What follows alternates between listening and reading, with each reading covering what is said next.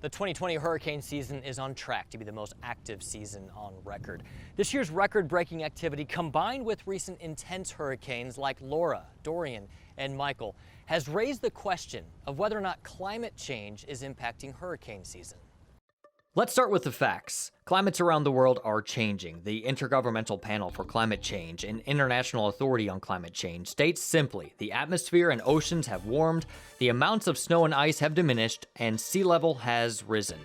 The IPCC also says most of the global warming observed over the past half-century is very likely due to human-caused greenhouse gas emissions. Global temperatures and human-produced greenhouse gas increases are relatively easy to monitor and analyze.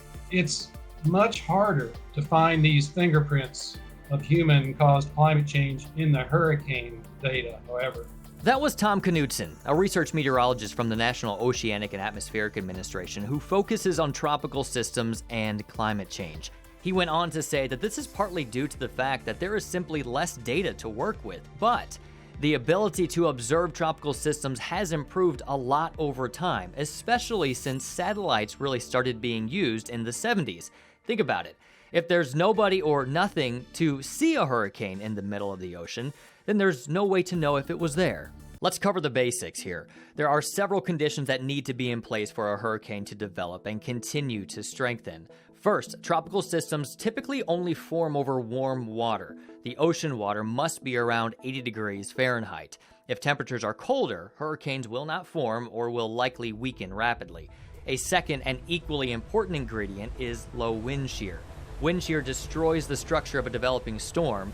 Relatively weaker wind shear will allow the storm to grow and help steer it as it strengthens. Tropical systems also prefer a lot of moisture and conditions with high relative humidity from the surface all the way through the mid-levels of the atmosphere. Dry air can limit development or even cause the storm to collapse altogether. One of the final ingredients needed for development is a seed. A seed, or tropical wave, is a cluster of showers and thunderstorms that come off the coast of Africa. When a wave moves into an environment with favorable conditions, it is able to organize and strengthen into a tropical storm or hurricane. With that in mind, there's no doubt the activity in the tropics lately has gotten a lot of attention, with flashbacks of 2005, the most active season on record, with 27 named storms, including Hurricane Dennis, Katrina, and Wilma. So many that for the first time since hurricanes were named, we ran out of names, and we had to start using the Greek alphabet. The unprecedented year in 2005 and already record-breaking year in 2020 is part of an active period in the tropics that began in 1995. Researchers have found the Atlantic goes through naturally occurring multi-decade cycles of higher and lower activity, a result of the Atlantic multi-decadal oscillation. This is the fluctuating cycle of warmer and cooler ocean temperatures in the Atlantic. And that was what led to had caused the higher activity in the 1940s and 50s and the lower activities in the 70s and 80s and the higher activity since the mid-90s. Between 1966 and 2009, the average number of tropical storms that develop each year in the Atlantic is 11, with an average of 6 hurricanes and 2 major hurricanes, Category 3 or stronger. Since 1995, there have only been 5 seasons that have produced fewer storms than that 43-year average. The natural swings in tropical activity over the course of decades makes it more difficult to identify if human-caused global warming is producing more storms. I asked Dr. Michael Weiner, senior scientist at the Lawrence Berkeley National Laboratory, point blank, about the record-breaking activity this season. Is the increased activity because of climate change? Don't know. Just don't know.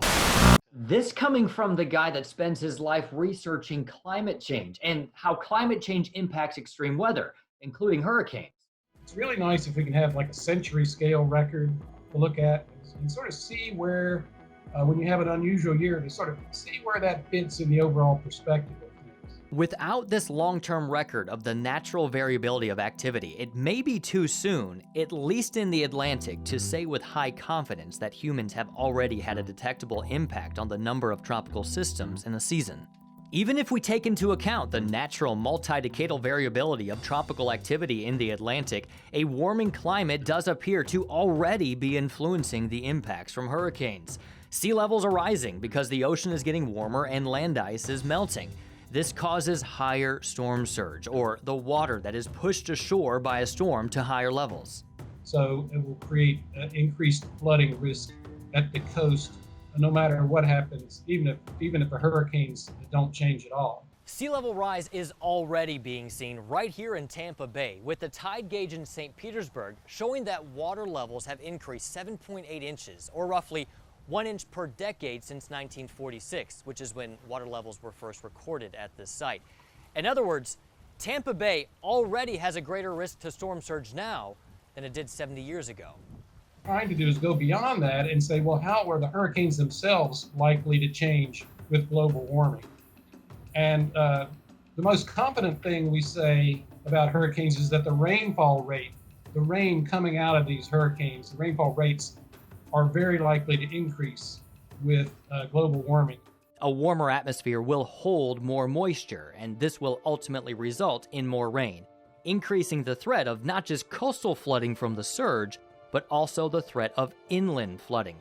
In fact, an increase of sea surface temperatures of about 1 degree Celsius has been estimated to result in a 7% increase in the intensity of the rainfall in a hurricane. But with Harvey in 2017, The rate of increase was considerably larger than that.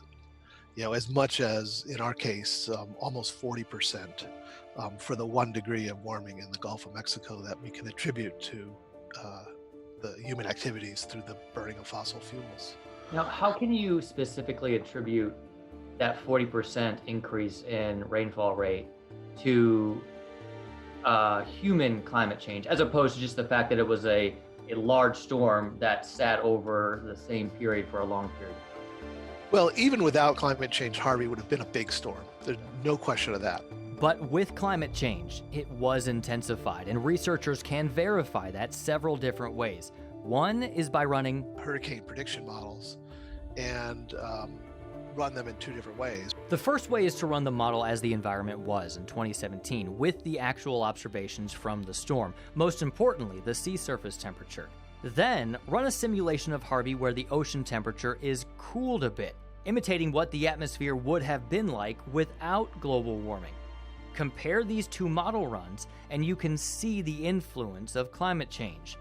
The second way doesn't use a forecast model, but instead just looks at the observations from Harvey and compares them to other observations from Texas over the course of 100 years. And the interesting thing is that these 2 very, very different and completely unrelated approaches and unrelated groups, because this was also done by my colleagues in Europe, came up with essentially the same answer.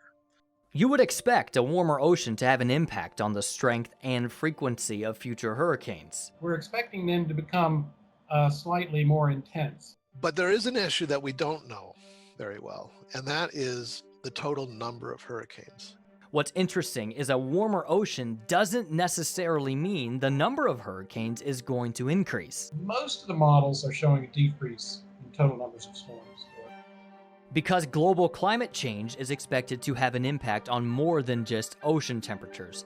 A global atmospheric shift could result in fewer disturbances coming off the coast of Africa, less instability for thunderstorms to thrive, and the potential for other conditions that would keep a hurricane from forming. But when a hurricane is able to form, those storms are expected to be stronger. If there's a Cat 4 or Cat 5, everything else is perfect, and so if the only thing that has changed is the sea surface temperature, then the storm's going to be bigger. A study released earlier this year in the Proceedings of the National Academy of Sciences found satellite images dating back to 1979 showed global warming has already increased the likelihood of a hurricane strengthening to a Category 3 or stronger by about 8% each decade. The thing we know very well is that in the warmer world, the most intense storms, the Category 4s and the Category 5s, will become more intense. And this is where the science is pretty simple. If all other conditions are ideal, a warmer ocean will provide more available energy for a hurricane to draw from, literally providing more fuel for an already supercharged storm. Projections are hurricane intensity could increase on average to anywhere between 1 to 10% for every 2 degrees Celsius rise in global temperatures, leading to an even larger percentage increase in the destructive potential of a storm.